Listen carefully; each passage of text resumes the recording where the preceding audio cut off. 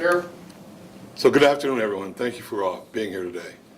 Today I'm joined with Dr. Christopher Bernier, Superintendent of Duval County Public Schools, and Adair Newman, one of our Chief Assistants at the State Attorney's Office, to share important information on recent threats of school-based violence. Yesterday, Jacksonville Sheriff's Office arrested 3 juveniles for making threats to do harm in area charter schools. I'm sharing this information because I want the public to know how seriously we take any public safety threat in our schools. The 3 juveniles that JSO arrested yesterday are very young, 11, 12, and 13 years old, respectively. While we do not relish arresting preteens or young teenagers, the threats made by these juveniles compelled us to act.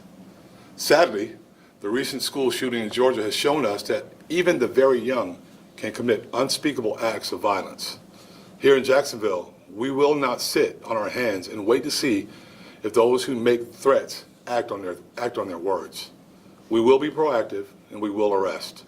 We will not wait to see if threatening words will be coupled with violence.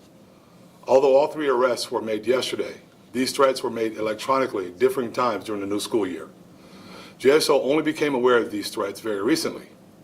The 11-year-old made a threat to River City Science Academy in a group chat thread on August 22nd, and in these text messages he wrote, "Hello fellow citizens, don't worry, just come to school tomorrow.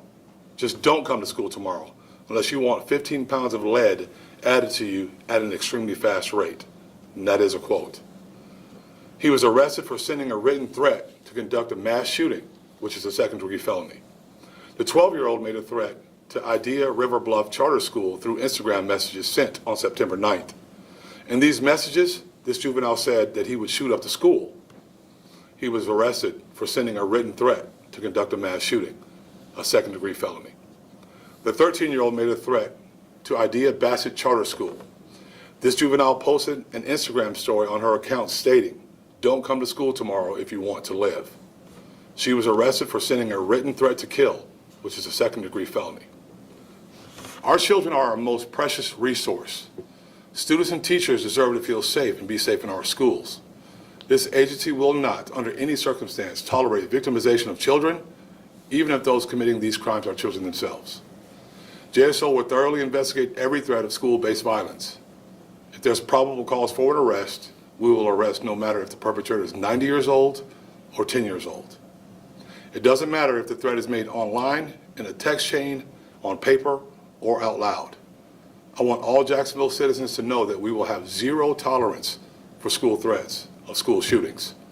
Before we take your questions, the superintendent would like to make a few remarks. Thanks, Sheriff.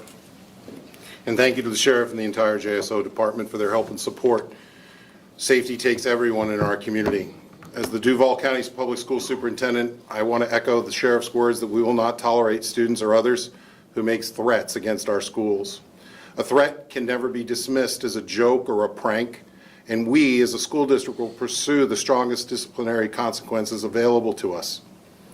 Besides disciplinary consequences, as the Sheriff said, making a threat can often lead to criminal consequences that you heard today. Yesterday, our school police also made 2 arrests for students who have alleged to have made threats against their school building. If a threat rises to the level of a crime, we will absolutely pursue criminal consequences as well. These consequences are life-changing, but necessary in order to protect the health and safety of all of our employees and all of our students. I want to continue to say that academics is always our primary goal, but students cannot learn if they don't feel safe. Teachers can't teach if they don't feel safe. Parents, we need you to have a difficult conversation with your children. There are certain things you should never say in an airport as you approach security. And similarly, you should never write or state a threat to harm a school, student, or a person in our community. If that happens, this community will use every tool it has to address it. And we'll do everything in our power to ensure that each of our students and faculty members feel safe in our schools. Thank you, Sheriff. So before I take questions, I do want to say this, and here's the warning. And I don't do this lightly. This is not a light thing for me. You heard the ages of the kids. Do not, under any circumstance, in any school, charter school, online, make a threat to shoot up our schools. We're not going to sit back and allow you to make that threat. We are going to act on it. And that's my promise to this community. Our kids, once again, are our most precious resource. We have to make sure that we keep them safe. So with that, I'll take questions. Sheriff, actually I have two questions, one for you and one for Dr. Bernier. Sheriff, can you clarify, we know that the threats were made electronically. Can you clarify how you were made aware of them, who alerted you? And for Dr. Bernier, you said that your officers arrested 2 students. Are we saying that there's 5 total in addition to the 3 that the sheriff spoke of? So I'll speak to the 3 that we arrested. I can tell you those threats came through our intelligence unit, learned of those threats, and began the investigative process for those threats. Once we got those threats, once we found out about them, then that's when we took action through after our investigation. Dr. Bernier. From the school system's point of view, yes, we had 2 additional arrests that we wanted to make sure that we made the community aware of based upon our students and the action of our police department. We can give you more information through Tracy, our So 5 students total arrested? 2, the 3 that the sheriff messaged, and 2 specifically who go to Duval County traditional public schools. Oh, I see now. Okay, thank you. I have a question for you, Dr. Bernier. Can you tell us the ages of those students and what school it was? That information will be available through Tracy Pierce, our Chief of Communications. Yes, Sheriff, Yes, sir. what type of tangible threat after the fact through the investigation was found? Did these students have access to any type of weapons that you're aware of? There's nothing beyond the threat that I'm telling you about that we'll discuss openly right now. The process is still ongoing. From what I know, no, there was not. But you don't ever want to say definitively that that possibility is not there. But what we can tell you now, that it was not. It was just a threat at this point. I noticed you said she as one pronoun. Are we talking about 1 girl and 2 boys? Can you clarify that? Absolutely. One girl, 2 boys. Since there's total now 5 students involved in making threats against both our charter schools and our public schools, is the sheriff's office maybe working with DCPS to kind of implement some sort of training within the school district to kind of go over with students how serious it is if you make these threats, it won't be accepted? I know you're asking parents to have conversations with students, but is there any training that you're working at? I'll let Dr. Bernier answer that question.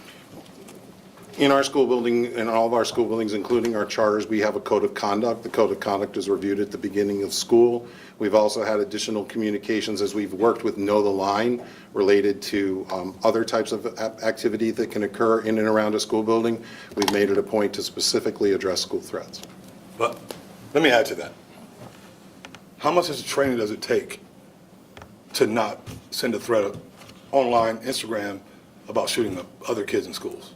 It doesn't take training. It's pretty much common sense. And I appreciate the code of conducts, but people understand that you're not supposed to do that.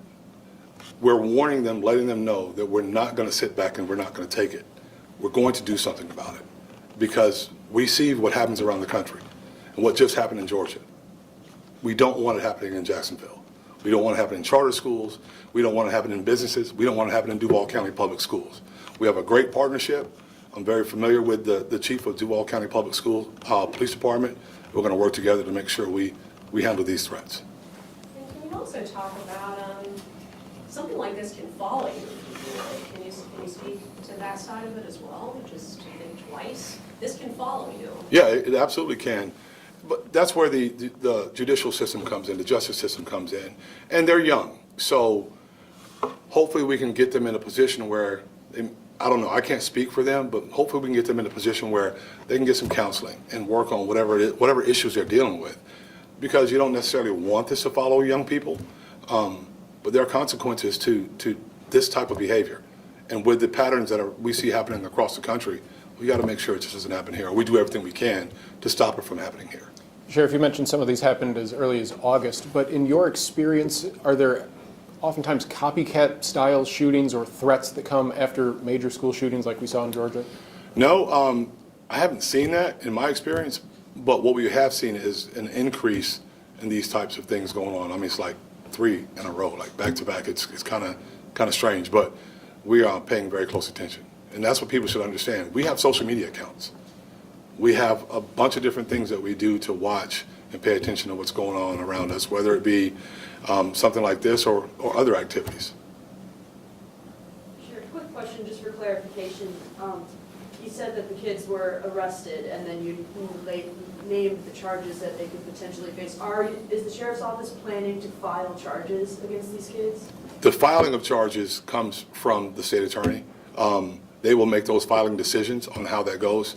We make the initial arrest, and that arrest is made on second-degree felonies. Then everything from this point moving forward, Ms. Newman she'll request evidence, she'll request information from us, and then the state attorney will make a filing decision. That has not happened yet. That has not happened yet. Thank you. Thank you all very much.